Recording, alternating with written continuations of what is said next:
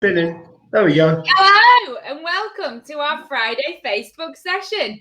You lucky buggers, you've got me instead of Rachel hosting, so prepared for awkward silences, stumbled words and general shitness. And joining me today, I have got lovely Annika and Dali. The Dalai Lama has joined us to bestow his pearls of wisdom upon us today.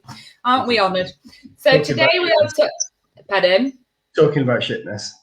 Yeah. So today we are talking about how to sell online fast. So you've started a business and you need to get those readies in so you can keep growing your business, keep going, keep growing. Exactly.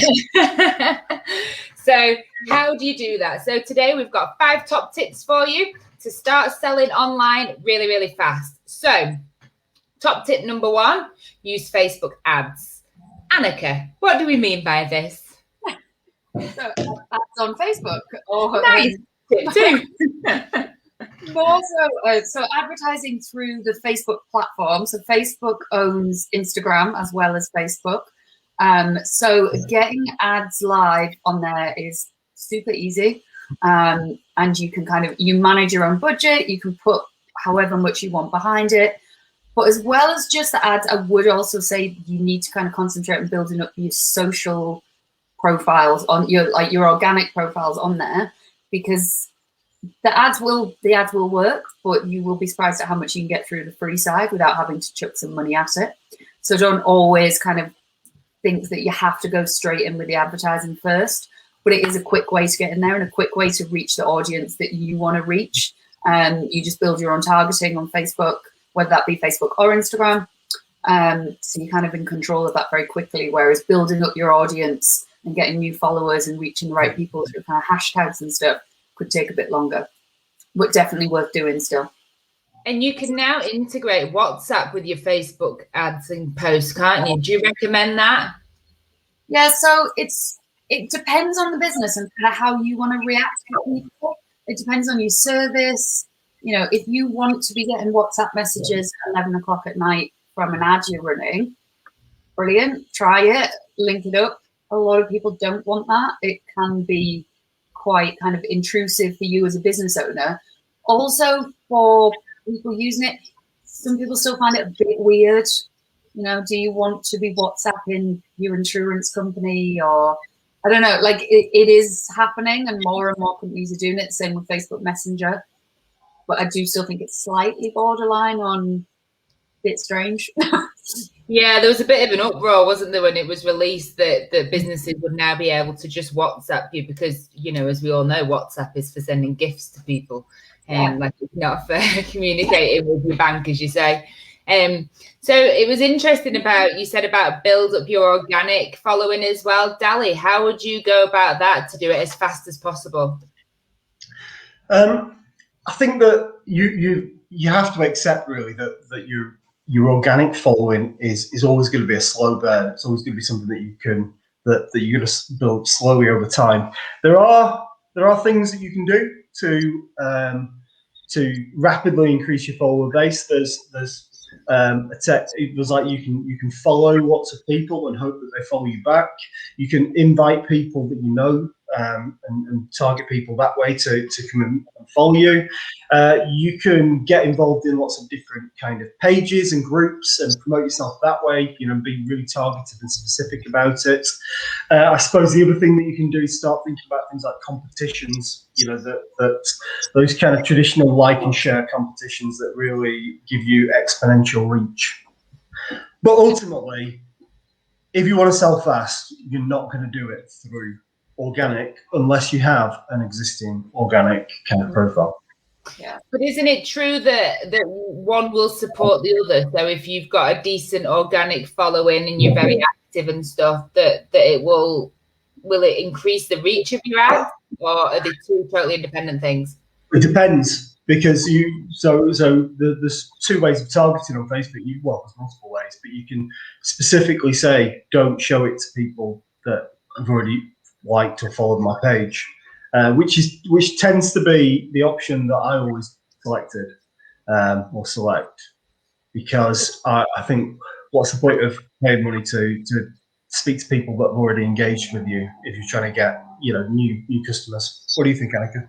Well, just to caveat that though, because of the changes in algorithms over the last years, well, 2 years, even if you've got 500,000 people following, if you're a massive brand, you've got 500,000 people following your page, when you put an update out, you're not going out to 500,000 people, nowhere near 500,000 people. You'd be lucky if you're reaching 10% of your organic reach with every post. So it's more with the organic side. It's about creating content that people engage with, because the more people engage with it, the more people see it. But a lot of people, independent, like if you've got budget, a lot of people are choosing to advertise to their audience they've already got and their followers, because it's kind of the only way, and it's still not a guarantee, but it's the only way that you can kind of make sure they're seeing things. But I think from the organic side, it adds like legitimacy. If you see an advert and then you click through to the page and there's no updates, 0 followers, like, you know, the last update was done in 2016, you don't trust it.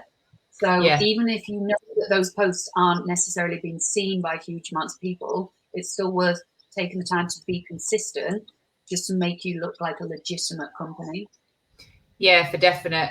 And I think what Dali said about joining groups is a really important and underused resource on Facebook, that businesses and business owners don't join relevant groups. So we'll come to this one. I don't want to do a Dali and leap ahead the points, but one of the points that we're coming to is go to where your audience are. And if your audience are all hanging around a group with a similar sort of interest, post in those groups, talk directly to your audience and make yourself kind of known. Don't just be posting on your own Facebook, you know, your own kind of, wall it used to be. I was going to say real, but it's not real. And now the word's totally gone out of my head. You know, feed, yeah. You know, post into other groups and be an active part of your kind of sector's community. Okay, cool. What did you want to say? You seem like in terms of like the groups and stuff, I mean, I guess it's kind of a different version of online PR. It's like the old put your name in the paper and you be that thought leader. Now it's the more your name is out talking about certain topics or whatever. And it's networking as well, isn't it? So, you know, you're talking to people in your industry. It's better than going to a networking event in Manchester. You know, I'm on various kind of SEO kind of groups on Facebook, and they're all around the world. You're talking to people in the industry all around the world, which is a really great thing. I think, and just before we move away from Facebook ads, the other thing to mention, well, there's 2 other things to mention. One is Facebook shopping. So if you're a product-based business, then how do you sell fast? Facebook shopping could be an option for that, because you can directly get your products out there. But also, there are lots of different ways to use the Facebook ecosystem to advertise. It's not just a case of putting out a display ad. You can use messenger ads where people actively, you know, you click on an image or an ad or whatever it is, and the messenger box opens up and you get some options. You know, you can give them an automated message. You can kind of start to qualify those customers there, which will help you convert them quicker. Or you can think about things like lead generation advertisements, and there are various different things that you can use on Facebook. Yeah, definitely. If you are, like Dali said, if you're an e-commerce company, if you've got physical products, get on and set up your catalog, because that will make a massive difference in terms of what you can show in your ad copy, in your imagery. And also, like you say, you can actually purchase on Facebook now, so you could take away the website completely.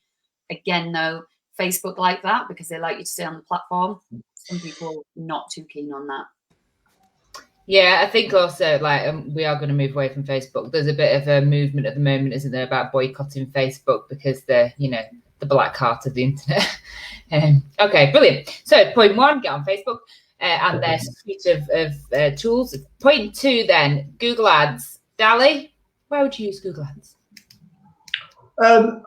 So I would always recommend starting off with Google Ads probably over social media, really, because of the intent of the audience you're going out to. So Google Ads is Google's advertising platform. It enables you to put ads within Google search and also YouTube and various other elements that Google own. Crucially, when you put an ad out on Google, somebody, or it goes into Google search, say, people have actually searched for that topic or that product or that service or whatever it is. So you're actually actively displaying an ad to somebody at the time that they're starting to make a buying decision. Whereas something like Facebook ads, you put an ad out and it's like traditional advertising. Yeah, you might have more opportunities to look at the audience and be much more targeted than you would traditionally, but you're still putting out there, and you don't know that the viewer of that content is, you don't know where they're up to in the buying cycle. Whereas with Google Ads, you can pretty much guarantee that if somebody's searched in for a specific transactional keyword, that they're almost ready to buy. So I'd start with Google Ads, yeah. Just give us an example of a transactional keyword, please. So a transactional keyword, so you buy socks. Socks size 8, or black socks. Yeah, socks size 8, men's socks, whatever. Yeah. No, I'm thinking about something socks. That's quite specific, rather than like, why are my feet cold? Yeah, so that would be more like an informational keyword, which would be much higher up the funnel, which can be important from a Google Ads perspective if you want to help kind of funnel people along the journey on your website. But it won't get you going fast, would it? No, whereas men's socks size 11 will. Show off. So with Google Ads, though, there are two different types of it. So there are the traditional text ads that everyone's kind of used to seeing at the top. But there is also Google Shopping, which, again, if you are an e-commerce company, if you've got physical products, if you sell socks, then that's where you need to be, because, people are very visual and they click through on the images at the top and it's got the prices. And I think one thing with Google Shopping is you have to have a Google Merchant Center account set up. And I think a lot of people get really scared by that because you have to have a feed and it has to integrate with things. And it can be really complicated if you're a massive multinational brand. But if you're just a little one-man band, you can set up your Merchant Center account and you can use a Google Sheet where you just list your item. You could sell 5 items, you could still list them in your Google Merchant Center. And it's like all of the Google products. So that part of it is free. And then that links into your Google Ads. So I'd say just don't be too scared by it. Kind of, it does take some technical knowledge of understanding how the systems work, but it's not as scary as it looks. And also, sorry, Dali. No, I was just gonna say, I'm just checking that you weren't gonna say this. I was just gonna say, if you're running on WordPress and you have WooCommerce, then it's really easy to integrate extensions to WooCommerce to set those feeds up. And if you get yeah. I mean, it's not dead easy. We're not saying that anyone can do it. You should definitely pay us to do it. I think the other thing as well is there was a massive change last year? Obviously the last year has just flown by. I have no concept of time anymore, where Google actually started giving you shopping listings for free. So the traditional ones you see on the front page when you search for something, the ones at the top, they are adverts. If you click through to the shopping tab, the top ones are still adverts. Everything underneath is now free. So even if you don't have any budget or you don't have much budget to push towards advertising campaigns, get your Merchant Center account set up, still link it all through, because you can get those listings through. And I'm seeing on some of my clients, like, incredible results coming through, and they're not paying a penny for them. Yeah. I remember when Google Shopping was free. It used to be free. Yeah, well, it is. And it used to be called Frugal back in the day. Well, then it was product listing ads, and then it became shopping. I have a hot tub to get into. Come on, move along. What number are we up to? Is this just number 2? Yeah, we're up to number 3. So to recap, number 1, Facebook. Number 2, Google, like the whole Google suite really as well. Number 3 is. Does that much better, Yeah, Rachel's much better at this. Recap.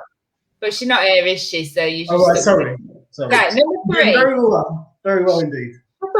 Number 3. I'm just trying to channel Rachel there. Go to your audience. Annika, what do we mean by this? Well, it's kind of just knowing who your audience is. I mean, I feel like I say this no matter what topic we're covering. Yeah. If you don't know your audience, you're never going to succeed. But it's knowing who your audience are and knowing where they are. Because, you know, we've put Facebook down there on the first one. But to be honest, these days, if you're targeting 14-year-olds, Facebook and Instagram probably not the channel for you. Go over TikTok. Yeah, and the advertising options are much cheaper on there right now because people aren't doing them. But it's about knowing who your audience is and where they are. If you B2B, you know, you might want to go onto LinkedIn instead of Facebook. There's so many different platforms out there. And yes, those two are the majority, like the main ones that we tend to go to as default, but they're not the only ones. So just, find out where they're hanging out. Yeah. Where would you target like a 40-year-old sado narcissist asking for a friend? I think Grow Traffic would be.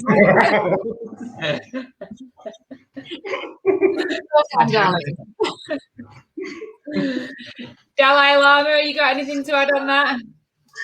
Just what Annika said. Know your audience. Be where your audience are, and actually, I think I'll add one more thing to this. That sometimes it's okay to kind of get to the point where you recognize that you're not going to sell online fast, and you need to kind of come to that decision quite quickly, because you can end up throwing a lot of money at various different platforms and advertising solutions and all the rest of it. And it may be that your better option is to speak to a traditional publication and do some kind of partnership with them, or, you know, get like a quick partnership in with a supplier organization that will allow you to get out to their customer base as well. There's, you know, a number of ways to sell things fast if you need to sell fast, and digital marketing isn't always the answer. Yeah, I think that's such a good point. Like, we buddy up with your competitors and with companies that complement you or where your or complement your sector and where your target audience will naturally be, because they are an inroad into your target audience, into your sales. So, you know, don't be afraid to speak to your competitors and do share leads and stuff, because you're not always going to be going for the same thing all the time. And, you know, there are definitely other routes to market than digital marketing allows. But as the title of this is How to Sell Online Fast, we'll move on, shall we? So, number 4. I'm stopping myself. Number 4. We're doing well. That point only took 3 minutes. Really well. Good. It's the way you move along. Get yourself a quick website. Dali, what do we mean by that? Finally, Dali can talk. So, I was still talking before. A quick website. There are lots of quick website builders out there. So if you are a new business, you just need to get online. You need to do something. You know, there are plenty of things like Wix and all the rest of it. We might turn our nose up at them normally, but just to get online, you can use all that. There's things like Shopify too, and what's that other one? EKM that really help you kind of get an e-commerce kind of site up and running really quickly. They might not be perfect in the long run, but they might be just what you need to get going. Or build something in WordPress, which tends to be the way that we go about things. There's lots of plugins out there that will help you get your website up and live. And then once you've got your website live, then you can start promoting it. I think go on. I was going to say the thing is giving people the actual way to buy. Yeah. And I think people forget about that sometimes. They're going, I need to sell this, I need to sell my service, I need to sell my product.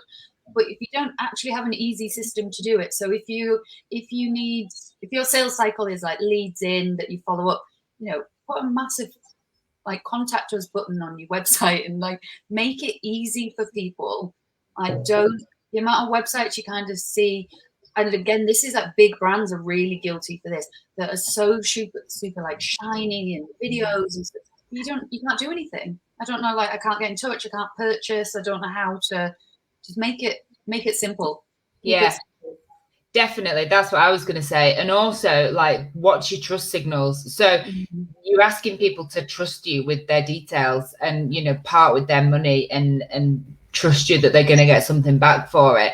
And if your website looks dodgy or it's shit, or you're ringing them up and asking them for their card details over the phone because you're so focused on selling fast, you've not nailed down your process, you're going to lose people at the checkout. And like checkout drop-offs is such an enormous percentage, like something crazy, like 78% of purchases are abandoned, you know, carts are abandoned at the checkout virtually because there either isn't delivery information on, or the delivery price is too high and it wasn't included, or it wasn't explicitly said at the point of purchase, you know, when they added it to the basket, or it just doesn't feel quite right.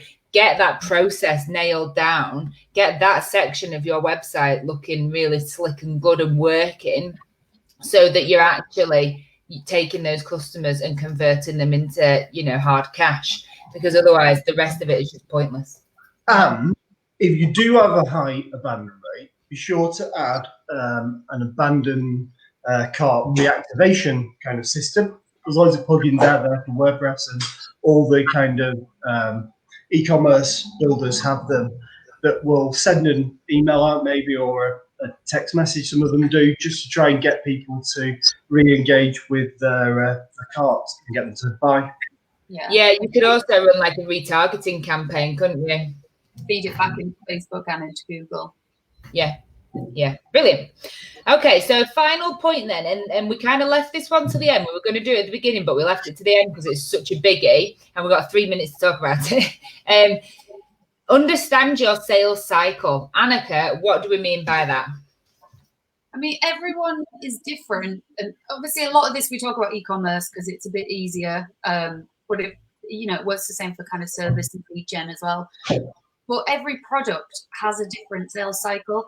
If you're selling something that's thousands of pounds, it is unlikely that someone is going to see an ad, click on it, add to cart, check out. Like it just doesn't work that way. So wanting to sell quickly online sometimes just isn't an option.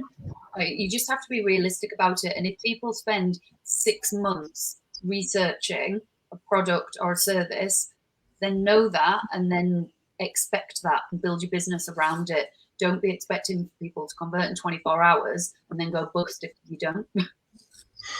Yeah, you could spend an awful lot of money on ads trying to sell online fast, and it could be an absolute waste because your sales cycle doesn't allow for it. Absolutely.